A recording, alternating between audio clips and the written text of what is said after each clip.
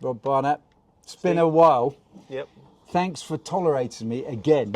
As I explained to some of my people, you know, we do have a relationship. First of all, we've known each other for years. We've worked together for years, instructing, of course. And then, you know, you superseded all that by becoming global brand manager for the leaders, really, in, I'd say, motorsport data, race logic with the VBOX system.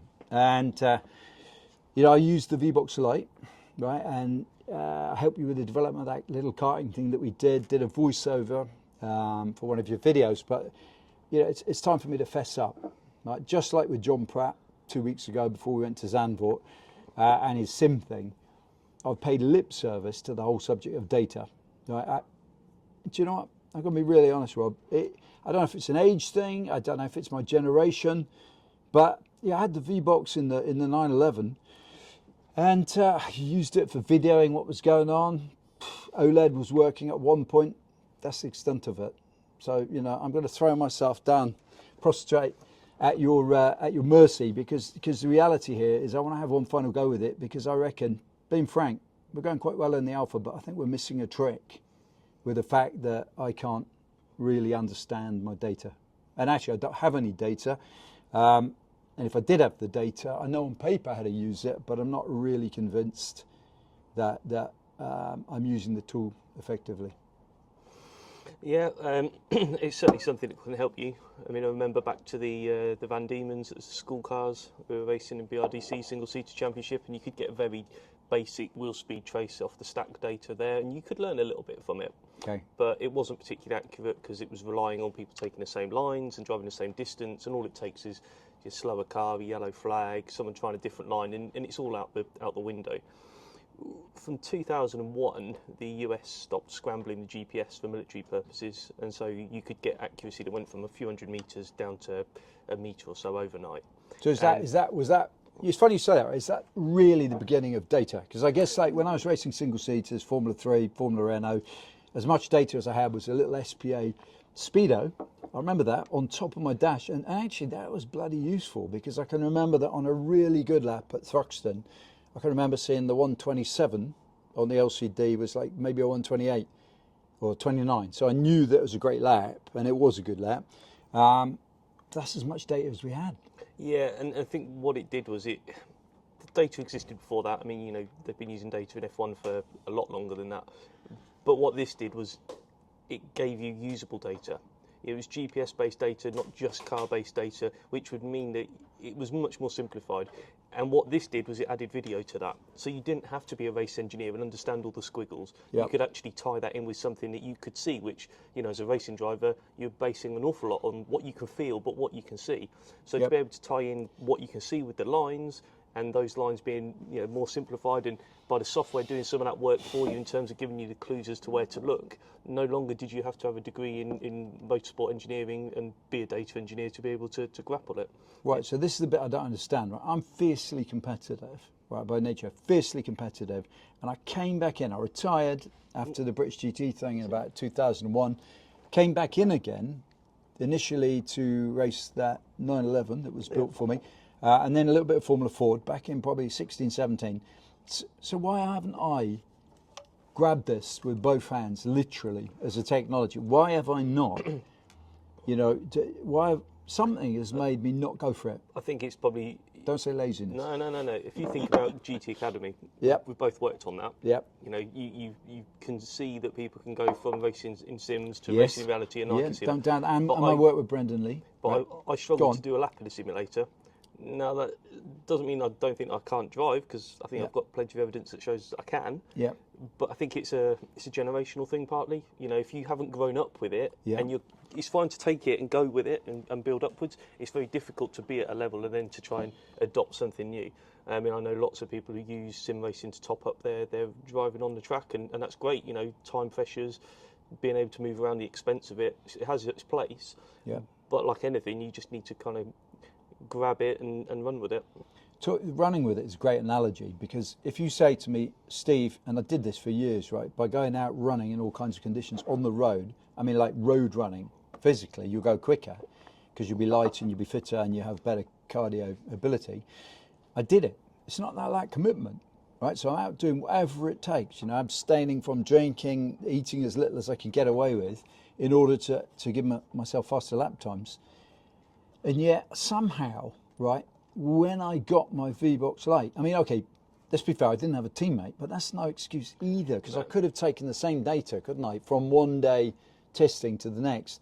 And I could have just used the damn data to look at what I was doing, because the frustration for me, actually, Rob, is the fact that I'm trying to work it out almost like by feel. Yeah, and that's when I think about it, that is really a mad thing to do, because when, for example, I'm launching cars for vehicle manufacturers and I'm talking about a millimeter wave radar, I can remember saying to sales guys, the millimeter wave radar is essential because it knows when you're 100 meters from the car in front. You couldn't estimate 100 meters with a plus or minus 10 meter accuracy because you're a human. Isn't it? It's probably the same here, isn't it? It's you don't know what you don't know. If you haven't used it and used it successfully, Yep. then you probably don't know fully what it can give you. Yes, you've been around it. Yes, you've seen other people benefit from it. But until you... I know the theory. Exactly. Until you start using it. I mean...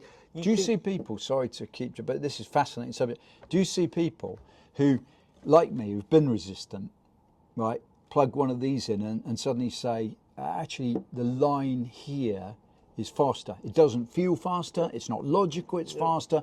I've used the other line all my life, but I see it in the... Do you have that? You get that experience? a lot. Yeah, you get that a lot. You even get people where you can be thinking you're fairly consistent. You can be pumping in lap times within a couple of tenths of each other all day. Mm-hmm. But then when you look at the data, you realise that actually, had you stuck those laps together, you could have been a second, minimum half second to a second faster. But because in your head you were there within a couple of tenths, well, that's it. I'm good. I know what I'm doing. I feel good. So it can be lulled into a false sense of security. Absolutely. So you can be there and look at it and think, well, the times are consistent, and I'm driving really well, so therefore that must be as fast as the car can go. I wouldn't go so far as to say I'm driving really well. And I then don't think I've ever said that. And then you can look and find, actually, if I was to stick this corner and what I'm doing here and that corner and what I'm doing there on those two different laps together, suddenly I'll go half a second quicker. And so, yes, there's always stuff you can learn, even when you think that there isn't. When you look at it, you work with drivers all the time with the box, right? And I haven't. I've coached drivers for years, but it's been the old school, watching them through a corner, listening, feeling, you know what I mean, asking about the RPM they're taking or something. When you're working with drivers with these devices, have you experienced people having a penny drop moment with them, do you think? Completely. And you talk about the coaching side of things. We've been talking up to now about the driving side of things, but as a coach, yes, if you go out and corner watch, you can watch one corner for one session. Yeah. With this, you can watch and replay back in the video, and you can be there as if you don't have to ride along. You don't have to put yourself at risk. You don't have to give the customer a false sense of what the car feels like because they're not carrying that extra verbal ballast. All of those things come into it, and the really clever guys now are realising that actually on a driver coaching day you can split the costs with two drivers. One can be out doing laps while you're analysing with the other guy in the garage. The guy comes back from his session, the other guy goes out, puts into practice what they've learnt, and you review the other driver's data. And so you can really make it much more efficient. And sometimes people bulk at the price of one of these things, but reality is... What is the price now? It depends which unit you go for. You're looking starting at about 3,000 Three? sterling, about that. Right, okay. But so you think about how much testing costs and how much a new set of tyres costs. And, people will throw money at an engine build thinking, I need to find that extra few tenths next season. Whereas this, if you make those driver improvements, that stays with you forever. Do you know what I'm also going to add into that without wishing to sound like a VBOX salesman, because, $3,000 sounds like a lot of money to me, as it did 10 years ago, 20 years ago, and we'll do in another 10 years because of the way I live. But the reality, of course, is if you're pushing hard for a lap time, if you're pushing hard in an inefficient way, you might be trying to find your time at a corner where there's a high risk of shunting and no time to be found. And I would strongly say, if I've learned anything when I did look at data, quite often I'd come in and I'd find that, say for example in my case, it would tend to be the fast corners weren't an issue in terms of time loss. That happened often, actually, on the rare occasions when I had a teammate with data or I had a chance to look at it.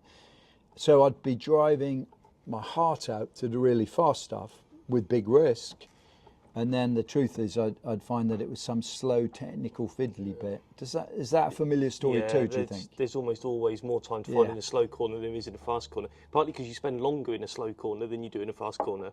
And so looking at this and comparing driving lines, and actually you know, somewhere like Silverstone, which is big and wide and fast, and it's designed for F1 cars and LMP cars, actually, if you're there in something with not as much power, probably you don't need to use all the track, you know. And it's by looking at things like that, you can shorten a driving line and realise that you can go faster, not by driving any quicker, but actually we've spent a lot of time trying to get drivers to use more of the track as instructors, but sometimes there are occasions where it does depend on what you're in and what the circuit is, but actually using less of the track and driving a shorter line will make you go quicker without having to do anything different in terms of, like you said earlier, risk and carrying more speed into a corner. You don't need to do it, just slightly change your line. This is all, I've got to say, it's quite insane. And you, on the one hand, you'd think like everything I ever learned, like you said, about absolutely maximising the track, which in lots of cases we do, of course, you know, and all of those things.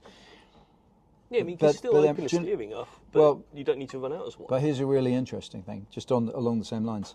Somebody said to me, in fact, it was a young guy I met in Zandvoort, who's the coach there, fantastic guy. I finished third to his second, actually, in the final of the race we did.